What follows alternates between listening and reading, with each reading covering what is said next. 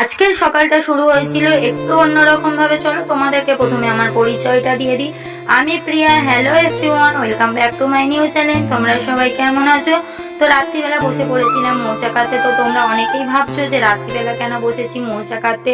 তো তোমরা যারা মোচা রান্না করেছো বা রান্না করো তারা কিন্তু অনেকেই জানো যে মোচা কাটতে কিন্তু অনেকটাই সময় লাগে। আর সকালবেলা কিন্তু আমার বাবুর স্কুল থাকে, তো সকালবেলা বাসি কাজ সেরে মোচা কেটে ফের রান্না করার কিন্তু সময় হয়ে ওঠে না। তার জন্যই রাত্রিবেলা মোচাটা কেটে নিচ্ছিলাম। তো এখানে দেখো জলের মধ্যে ফেলে দিয়েছিলাম একটু হলুদ, যাতে মোচার কষটা উঠে যায়। এখানে আমার বাবুও কিন্তু আমাকে অনেকটাই হেল্প করে দিচ্ছিল, ও কিন্তু মোচাগুলো ছাড়িয়ে দিচ্ছিল। আর এখানে দেখো মোচা কেটে নিয়ে তারপরে আমরা রাত্রিতে খাওয়া দাওয়া করে নিয়েছিলাম।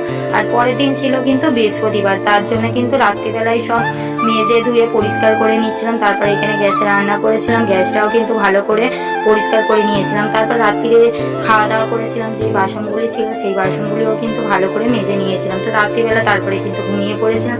আর সকালবেলা উঠেই দেখো আমি বসে পড়েছিলাম একটু জল খাওয়ার জন্য। তো সকালবেলা ঘুম থেকে উঠেই কিন্তু আমি কিন্তু একটু জল খাই, নইলে কিন্তু আমার গ্যাসের সমস্যা হচ্ছে, তাই গ্যাস হয়ে যায়। তারপরে দেখো আমি এখানে খেয়ে নিয়েছিলাম 1 গ্লাস মিজরির জল। তো তারপরে কিন্তু আমি জানিই না আমি এখানে আপন মনে কি ভাবনায় ডুবে গিয়েছিলাম সকালবেলা। তারপরে মেয়েদের কিন্তু সকালবেলা যেটা দিয়ে শুরু হয় বাসি কাজ। তারপরে কিন্তু আমি এখানে চলে এসেছিলাম ঘর ঝাঁট দেওয়ার জন্য, ভালো করে এখানে ঘরটাকে ঝাঁট দিয়ে নিয়েছিলাম। আর এখানে কিন্তু আমার বাবু এখনো অব্দিও ঘুম থেকে ওঠেনি।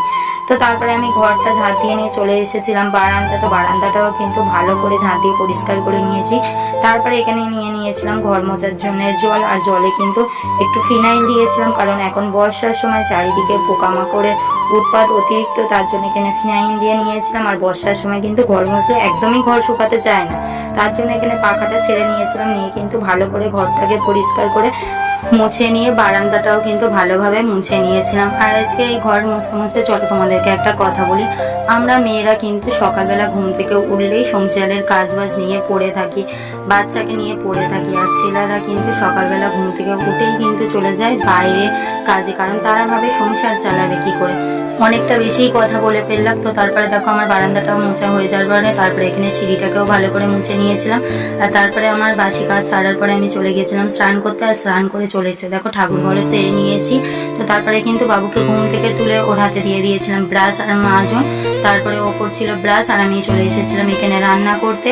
এখানে দেখো আমি সকালবেলা রান্না বসিয়ে দিয়েছিলাম। আর কালকে রাত্রিরে যে মোচা আর ছোলাটা জলে ভিজিয়ে রেখেছিলাম সেটাই দিয়ে দিয়েছিলাম প্রেসার কুকারে সিটি করার জন্য। আর এখানে বাবুর জন্য মিষ্টির জল ছেঁকে নিয়েছিলাম। নিয়ে তারপরে কিন্তু এখানে আজকে যেহেতু বৃহস্পতিবার তার জন্য মুগ ডালই বসিয়েছিলাম। তো এখানে মুগ ডালটাকে ভালো করে ভেজে নিচ্ছিলাম। আর আজকে দেখো পটল আলু ভাজবো, সেটাও কিন্তু কেটে নিয়েছিলাম। আর এখানে আমার ডালটা সেদ্ধ হয়ে যায়।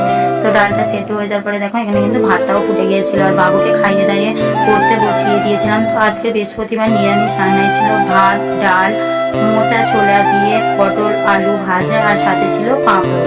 তো আজকের ভিডিওটা এই পর্যন্ত। ভিডিওটা যদি ভালো লাগে লাইক কমেন্ট সাবস্ক্রাইব করে পাশে থাকবে। সবাই সুস্থ থাকবে, ভালো থাকবে। রাধে রাধে সবাইকে।